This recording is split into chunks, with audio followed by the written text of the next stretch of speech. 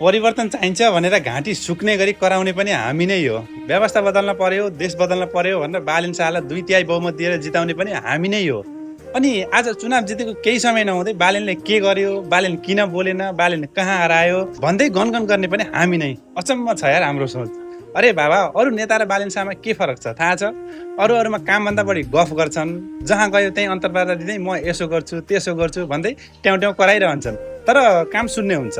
बालेनले गफ गर्दैन, काम गर्छ। केही न केही फरक खालको योजना, फरक खालको गतिविधि र फरक सोच लिएर मैदानमा उत्रिएपछि नतिजा त फरक नै आउँछ। खालि मिडियामा आएर गनगन बोल्दैमा देश बन्छ भन्दैन नि। कुरा बुझौँ, मैदानमा खेलाडीले खेल खेल्न पठाएपछि 5 मिनटमै गोल भएन भनेर खेलाडीलाई नै गाली गर्न थाल्यो भने यो त भएन नि, समय लाग्छ यार। हामी जहिले पनि पर्खर हेरेको अवस्थामा किन बस्न सक्दैनौँ? थोरै समय खेल त हेरौँ, काम भएन भने भोलि तस्बिर आफै बोल्नेछ। कसैले केही भनिरहनै पर्दैन। हतार हतारमा टिका टिप्पणी गरेर खुट्टा तान्न बन्द गरौँ। परिवर्तन सजिलो छैन, परिवर्तन ल्याउनका लागि मान्छे फरक हुनैपर्छ। बालेन फरक छ, बालेनको सोच फरक छ र जे भइरहेको छ ठिक भइरहेको छ। गफ गर्नेहरूका दिन गयो, अब काम गर्नेलाई समय देऊ। जय देश, जय बालेन।